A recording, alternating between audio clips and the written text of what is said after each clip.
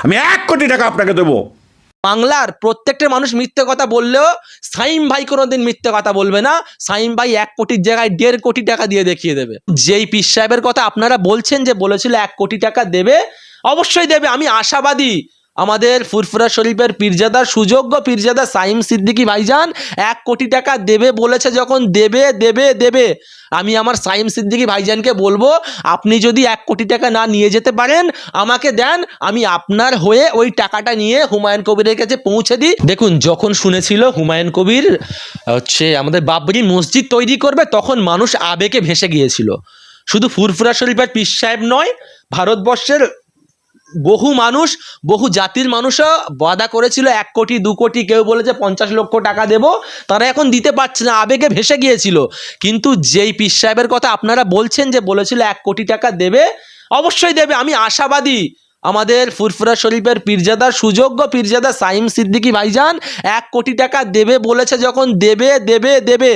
আমি আমার সাইম সিদ্দিকী ভাইজানকে বলবো, আপনি যদি 1 কোটি টাকা না নিয়ে যেতে পারেন আমাকে দেন, আমি আপনার হয়ে ওই টাকাটা নিয়ে হুমায়ুন কবিরের কাছে পৌঁছে দিই। কারণ আমি তো আমার তরফ থেকে কিছু দিতে পারবো না, তাই ওই টাকাটা বয়ে নিয়ে যাওয়ার জন্য যদি কিছু সওয়াব পাই, সেই জন্য আপনি আমাকে দিয়ে পাঠাতে পারেন টাকাটা। আর আমি আশাবাদী, বাংলার প্রত্যেকটা মানুষ মিথ্যে কথা বললেও সাইম ভাই কোনোদিন মিথ্যে কথা বলবে না। সাইম ভাই 1 কোটির জায়গায় 1.5 কোটি টাকা দিয়ে দেখিয়ে দেবে। সাম্প্রদায়িক সম্প্রীতির সবথেকে বড় নিদর্শন হচ্ছে পশ্চিমবাংলা।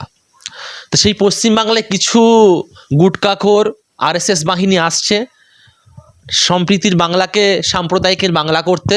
আমরা ধিক্কার জানাই তাদের প্রতি, কারণ তাদের মতো নোংরা মন মানসিকতার মানুষ না হলে আজকের একটা নিরীহ মানুষ, যে যার পেটের জ্বালায়, তার বাড়িতে হয়তো সন্তান আছে, বাচ্চা আছে, মহিলা আছে, তাদেরকে স্বাবলম্বীভাবে জীবনযাপন চালানোর জন্য সে কাজ করে খাচ্ছে।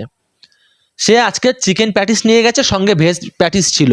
সে তো আজ থেকে ব্যবসা করছে না, সে ব্যবসাটা করছে বহুদিন ধরে। আর একটা মানুষ যদি বহুদিন ধরে সেই ব্যবসাটা করে, সে কি ওই ব্যবসা ছেড়ে অন্য ব্যবসায় যাবে? কোনোদিন যাবে না। আজকে যখন মানুষটা তার ফ্যামিলির মানুষদেরকে চালানোর জন্য সে তার প্রতিনিয়ত যে কাজ করে সেই কাজটা করার জন্য গিয়েছিল, ওখানে যেতেই পারে, অসুবিধা কি আছে? তা বলে তাকে মারবে? এটা তো সংবিধানের ওপরে আঘাত আনা হচ্ছে। গণতান্ত্রিক ভারতবর্ষ রইল কোথায় যদি গণতান্ত্রিক অধিকারকে মেনে না সে চলতে পারে? আজকের আরএসএসের দালালগুলো, আরএসএসের জঙ্গিগুলো যেমন করে গুজরাট, উত্তরপ্রদেশগুলোকে অশান্তির একটা তীব্র পাহাড় তৈরি করেছে, আজকে বাংলাকে করতে চাইছে, দেব না করতে। গণতান্ত্রিক প্রক্রিয়ায় যারা এই নোংরামুগুলো করছে তাদের হাতগুলোকে আমরা গণতান্ত্রিক প্রক্রিয়ায় ভেঙে দেব।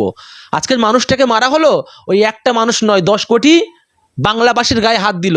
যদি আজকে দোষ করতো, মারতো, তাহলে বিষয়টা ভিন্ন, কেউ কিছু করতো না। কিন্তু যখন আজকে নির্দোষ মানুষটাকে মারা হলো, আমরা কিন্তু প্রতিবাদ জানাবো।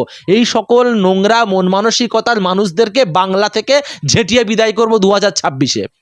শুধু আমরা নয়, প্রত্যেক জাতির মানুষ এক হবে, একত্র হয়ে এদেরকে বিদায় করবে। এরা ভেবেছে একটা মানুষকে মারবো, একটা জাতির মানুষকে টার্গেট করব, করে আমরা পার পেয়ে যাব, বাংলায় বিজেপি জিতবে, কোনো দিন হবে না। আর আজকের যে মানুষটাকে মারলো, তাকে জিজ্ঞাসা করা হয়েছিল কি যের মধ্যে কি আছে, সে বলেছে প্যাটিস। প্যাটিসের মধ্যে ভেজ প্যাটিসে হতে পারে, চিকেন প্যাটিসে হতে পারে, যে কোনো কিছু হতে পারে, স্বাভাবিক। আমার যদি সেটা পছন্দ না হয় বা আমার ধর্মের মধ্যে চলে না, আমি বলবো কি সম্প্রীতি বজায় রেখে ভাই তুমি এখান থেকে চলে যাও। তা বলে গায়ে হাত দেবে?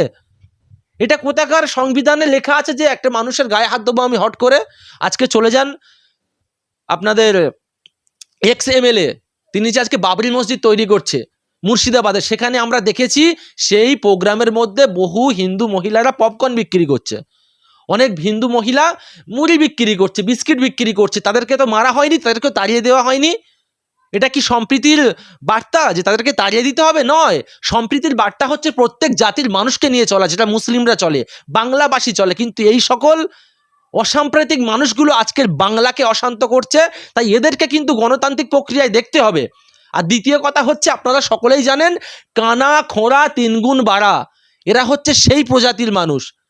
এর পা নেই একটা, লাফিয়ে লাফিয়ে মানুষকে মারে। এই যে ক্ষমতাটা পায় কার কাছ থেকে?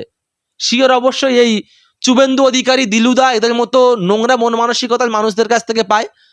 ভারতবর্ষের প্রত্যেক জাতির মানুষ জানে যে আরএসএস বিজেপি মানেই ধর্ষক, খুনি, চোর, চামার। আজকের থেকে প্রমাণ হয়ে গেল যে এরা সাম্প্রদায়িক দাঙ্গার মূল উৎস। এরাই ভারতবর্ষে সাম্প্রদায়িক দাঙ্গা সৃষ্টি করে, বাংলাকে উস্কানোর জন্য এদেরকে গুজরাট থেকে পাঠানো হয়েছে। এরা সকালবেলা মোদিজির চরণামৃত খেয়ে সকাল শুরু করে, তাই মানুষের মধ্যে বিভেদ লাগানোর জন্য এরা অনেক চেষ্টা করে। আমরা কিন্তু এই বিভেদ লাগাতে দেব না, কারণ এই পশ্চিমবাংলার মধ্যে রবীন্দ্রনাথ ঠাকুরের পথমত মেনে চলে, কাজী নজরুল ইসলামের পথমত মেনে চলে। এমনকি যদি এখন কাজী নজরুল ইসলাম বেঁচে থাকতো, এই সকল আরএসএস এর দালালগুলো বলতো যে আপনি মুসলিম হয়ে শ্যামা সঙ্গীত কেন লিখেছেন, আপনি মুসলিম হয়ে কীর্তন কেন লিখেছেন, যেই শ্যামা সঙ্গীত আজও পশ্চিমবাংলার প্রত্যেকটা পুজোর সময় বাজানো হয়। তাহলে আজকের মুসলিম বলে যখন শ্যামা সঙ্গীত লিখলে তাকেও পেদানো হতো। এরা গাছের গায়ে বেঁধে মারতো সেই কাজী নজরুল ইসলামকে। এরা হচ্ছে অসাম্প্রদায়িক মানুষ, এদেরকে কিন্তু দেখার দায়িত্ব বাংলার প্রশাসনের। তাই আমি আমার পশ্চিমবাংলার মানবিক মুখ্যমন্ত্রীকে বলবো, আপনি এদিকে লক্ষ্য দিন যাতে মানুষের ওপর এত টর্চার না হয়। এই বাংলাকে বাংলার মতো থাকতে দিন। এই বাংলা যদি একবার ক্ষিপ্ত হয়ে যায় কিন্তু ভারতবর্ষ থাকবে না, ভারতবর্ষও ক্ষিপ্ত হয়ে যাবে। আর তার থেকে বড় বিষয় এই যে চিটিংবাজটা, এই যে পশ্চিমবাংলা 3 নম্বর ছাগলের ছানা শুভেন্দু অধিকারী, ও যখন গিয়ে কি করছে, গলায় মালা পরাচ্ছে। যেমন গুজরাটে দেখেছি, আমরা দিল্লিতে দেখেছি, আসিফার যখন রেপ করে হত্যা করা হলো তাদের খুনিদেরকে, যেমন আরএসএস এর দালালগুলো ফুলের মালা দিয়ে বরণ করে নিয়েছিল, ঠিক সেই কাজ এখানে বাংলায় হচ্ছে। এটা কি করে সম্ভব? আজকে দোষীদেরকে আপনারা মালা পরাচ্ছেন, কালকে ধর্ষকদের মালা পরাবেন। অন্য কোনো দলের লোক, আমি তো ধর্ষকদেরকে দল জাত মত বলে মানি না। ধর্ষকের জাত হলো ধর্ষক, ধর্ষকের মত হলো ধর্ষক। যখন অন্য কোনো জাতির মানুষ ধর্ষণ করে ধরা পড়ে, তখন আপনারা ভালোভাবে দাগিয়ে দেন যে এ হচ্ছে মুসলিম, এ হচ্ছে তৃণমূল, এ হচ্ছে আইএসএফ, এ হচ্ছে বামফ্রন্ট। আর আজকের যখন আপনাদের দলের লোক একটা নিরীহ মানুষকে মারলো, তখন কি করে তার গলায় আপনারা মালা পরাতে পারলেন? তাহলে বাংলার 10 কোটি মানুষ জেনে গেল আপনারা দাঙ্গা বাঁধানোর জন্য ভারতবর্ষে আছেন, মানুষের মধ্যে বিভেদ লাগানোর জন্য ভারতবর্ষে আছেন। সেই জন্য বাংলার মানুষরা আপনাদেরকে কোনোদিন অ্যাকসেপ্ট করবে না। আর 2026 আসছে, আমরা কিন্তু হাওয়াই চটি আর ঝেঁটার বাড়ি মেরেই বাংলা থেকে বিদায় করব আপনাদের। এরা মানুষের খাতায় পড়ে না, যাদের মনোভাবনা, যাদের হচ্ছে ব্রেনে সবসময় কাজ করে যে মুসলিমরা কোনো প্রোগ্রাম করলে আমরা গোশ নিয়ে যাব, মুসলিমরা কোনো জায়গায় আজান হলে আজান বন্ধ করব, মুসলিমরা যদি মসজিদ করে তার সামনে গিয়ে আমরা ড্যান্স করব, যেমন করে এদের পূর্বপুরুষরা মুঘলদের সামনে ড্যান্স করেছিল, এরা এখন মসজিদের সামনে গিয়ে ড্যান্স করে, আমরা সবাই সচক্ষে দেখে এসেছি। ঠিক এদের মন মানসিকতা তো হচ্ছে আরএসএসদের মতো।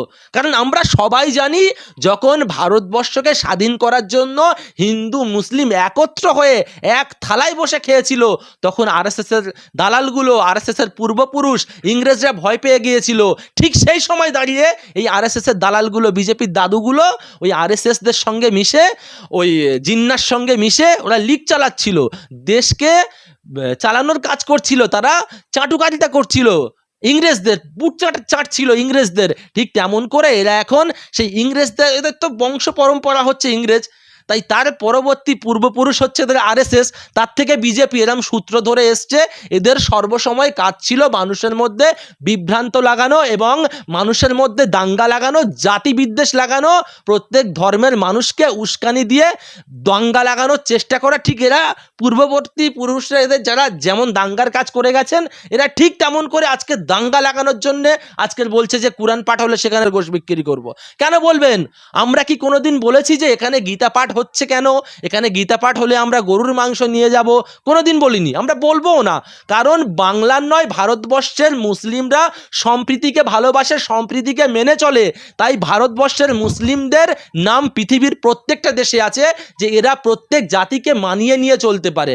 হিন্দু ভাইরাও মানিয়ে নিয়ে চলে, কিন্তু এই আরএসএস এর কিছু দালাল, এদের জন্য আজকের মানুষের মধ্যে বিভেদ লাগছে। আর আজকের যে বলছি আমরা গোশ বিক্রি করব, যেখানে কোরআন পাঠ হবে, করুন না, আমাদের কোনো অসুবিধা নেই।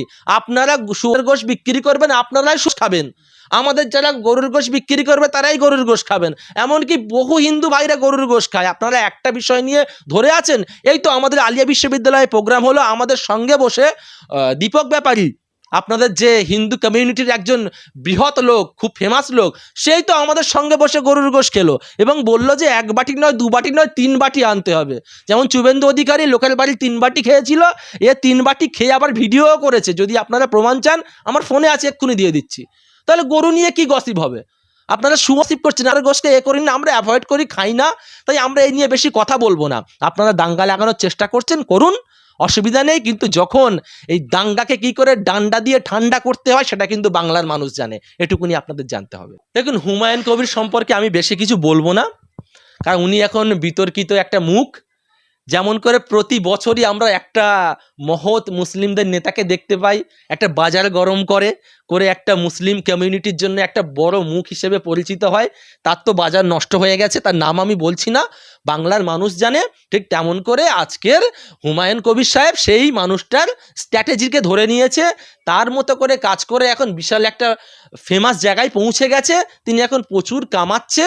আর সেখানে দাঁড়িয়ে মিম পার্টি আনবে কি বিজেপি পার্টি আনবে কি কংগ্রেস আনবে সেটা তার একান্ত ব্যক্তিগত ব্যাপার। কারণ আমরা তো হুমায়ুন সাহেবকে খুব একটা বিশ্বাস করতে পারি না, কারণ যেই দলটা মুসলিম বিরোধী, যেই দল হচ্ছে মুসলিমদেরকে এবেলা অবেলা মারছে, যেই দলটা আজকের বাংলা থেকে মুসলিম পরিযায়ী শ্রমিকরা যখন অন্য দেশগুলোতে অন্য রাজ্যগুলোতে কাজে যাচ্ছে তাদেরকে হত্যা করা হচ্ছে, রেপ করা হচ্ছে, সেই বিজেপির দল করতো হুমায়ুন কবির সাহেব।